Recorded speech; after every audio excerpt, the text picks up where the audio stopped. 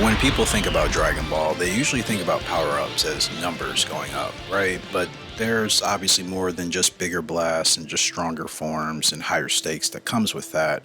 But in early Dragon Ball, it didn't really seem to go that way, and that's where I think Akira Toriyama's real genius actually shows up, and most fans would probably agree if you've obviously sat through and really took time to appreciate the original Dragon Ball, not just watching it just to compare it to DBZ. That's, I think, the wrong mindset to have.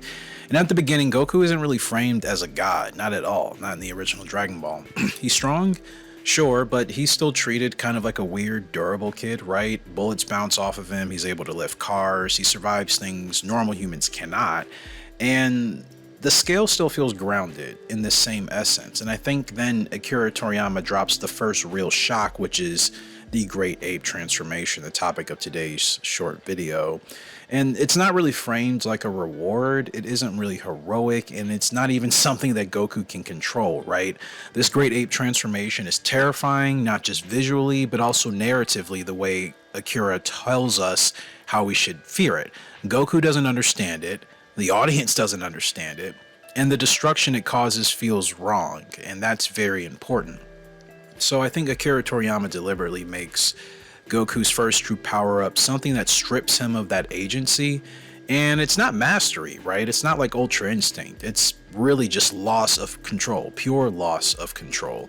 And more importantly, it introduces the idea that Goku's strength comes from somewhere alien, right? That's where the Saiyan heritage and origin and roots start to take form, which we come to learn of. The tail, the moon, the transformation, everything that coincides with that.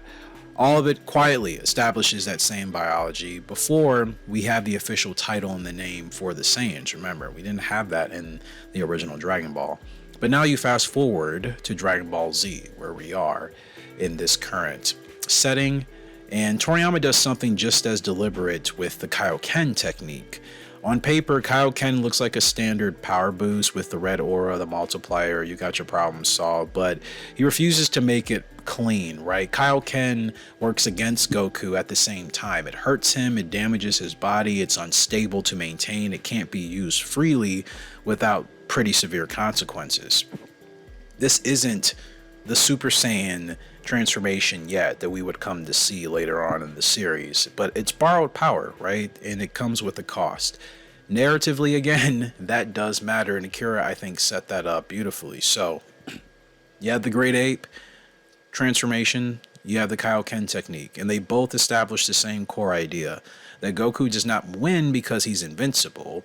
He wins because he's willing to gamble his own body to reach a higher ceiling. And in one case, that was out of his control. In the other case, he's consciously choosing to tap into a technique that pushes his limits. Now, Toriyama uses these early power-ups to teach the audience how Dragon Ball works, long before power levels and power scaling spiraled out of control. And I think that's why I always refer back to the original Dragon Ball in some of my videos and shorts, and I know it sometimes goes over some viewers' heads even as you're listening, but it's to remember that that is still the core principle of what Dragon Ball started out as. Whether it became Z or Super, to me, is irrelevant.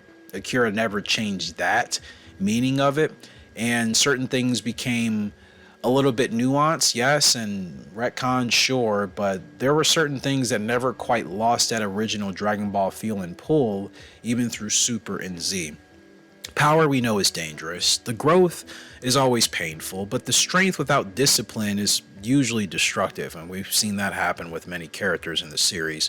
And that philosophy, I think, is baked into the Dragon Ball series at the very beginning, and that's why the moments will still hold up years and even decades later, because they weren't just cool transformations, guys. They were rules that were set in place so we as the audience understood how this universe operated and how it was supposed to work, and that everything that came after them was built with intentionality. So give me your thoughts, man. When you've recently rewatched the old, the original Dragon Ball, or if you haven't in a while, what is it about the original Dragon Ball that you think stood out differently from Dragon Ball Z and Dragon Ball Super? Those are the type of discussions I want to have here going forward on this channel in 2026.